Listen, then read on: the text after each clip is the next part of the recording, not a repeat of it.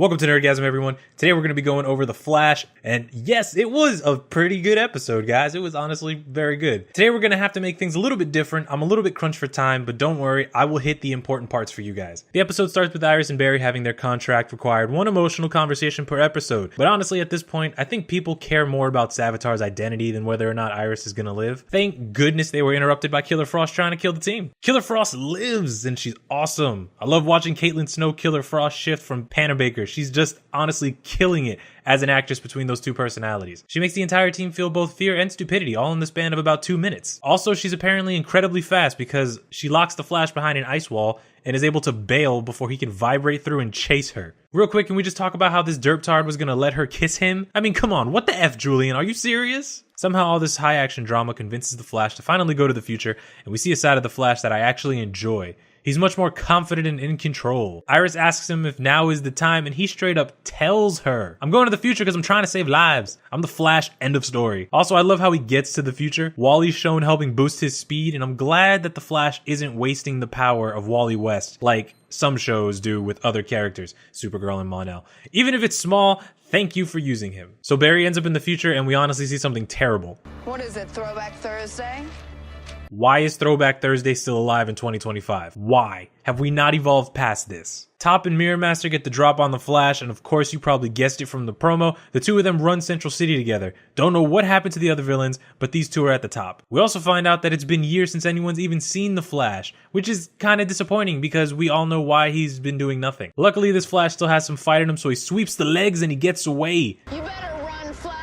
This bitch, are you for real? Are you serious? Why would you push your luck like that? You were lucky that this is not Zoom or Reverse Flash, because they would have come back and wrecked your ish. Next we see Cisco. Cisco's back, well what? And he's loving the White Emblem 2017 edition. See, apparently in the future, Flash has white emblems not only on his chest, but he also has white emblems on the side of his head. And the lightning bolt is golder, and it's also at a different angle and just much shinier. Cisco shows Barry his future self, and man, this guy sucks all the speed ass. First, obviously he's you from before Iris dies. Look at the hair. Look at the eyes not full of deadness. Second, what do you mean you didn't find out who Savitar is? How did you not find out that important information? It's been 4 years since you trapped him. That's a long time to be a little bitch about things, Barry. 4 years? Are you serious? You were probably not that much faster than this version of you. Alright, so this Barry's useless until the end of the episode. Moving on, Cisco shows Barry all the people he loves. Julian's taking care of Killer Frost back at Iron Heights. Joe is visiting Iris's grave and doesn't even turn around to see it's a different version of Barry. Because apparently Barry broke the promise he made at the very beginning of this episode. Wally lost his legs because when Savitar killed Iris, Wally tried to go all Rambo on him, and he ended up getting a shattered spine. I'm just saying, Zoom broke Barry's spine first. It's just kind of rehashing the same kind of incident, but whatever. Also, whatever it is that Future Wally saw that made him go into some kind of permanent mental shock coma that he's never going to come out of, it must have been intense. All right, and I have a pretty good idea of what it is, but I'll say that at the end of the episode. Apparently, out of everyone that's in the future, Cisco is the most alive. And honestly, he kind of shouldn't be as cheery as he is, because the epic Killer Frost versus Vibe fight that we want to see in the next episode apparently ended with Cisco losing his hands, because apparently no one gave him a hand. Haha, you get it? See what I did there? Do you like that joke? Was it a little bit painful? Probably not as painful as this.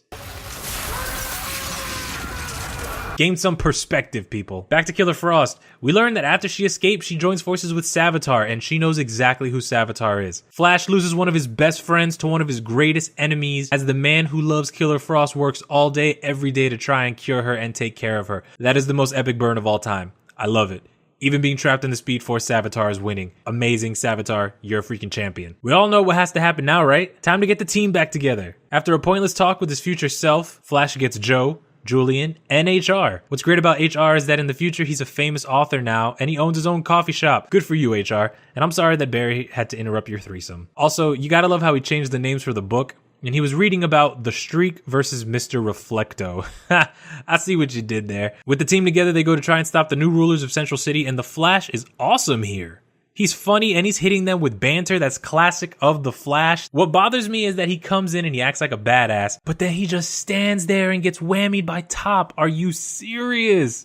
Weak sauce, Barry. But don't worry, Future Flash finally gets out of his little cry corner and he goes to help. Nice suit, by the way. I'm loving the brighter red, loving the lightning bolt on the limbs, and no flash ring. You know what? I'm okay with that because you really don't deserve a flash ring. for letting Central City go to hell for 4 years. Also, I want to point out, guys, this is why we're never going to see the Flash ever reach his full potential in an episode, because look how fast he caught them when they were just completely useless. This is how the Flash would be catching everybody if he was as fast as he's supposed to be in the comics. Well, now that past Barry finally didn't mess up the timeline by time traveling, future Barry makes sure that he fixes that, and he hands himself a device with information from the future about a scientist that helped him trap Savitar. Are you serious? Listen, I'm all for helping Iris, but how have we not learned this time travel lesson already?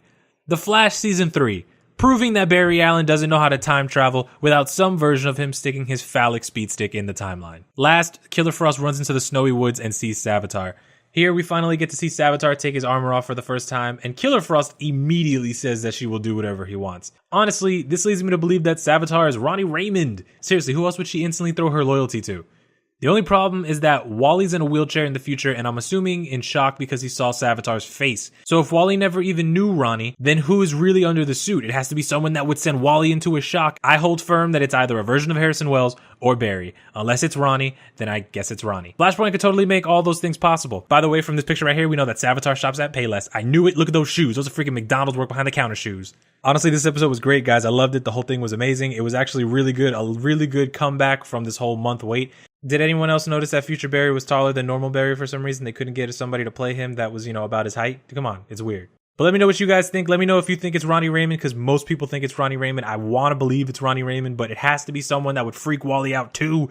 Leave it in the comment section below. I will see you guys in the next episode. Hopefully there's some Easter eggs in the next episode, because there weren't really any in here. Thank you for watching. If you're new, hit the subscribe button, and I will see you in the next video. Goodbye.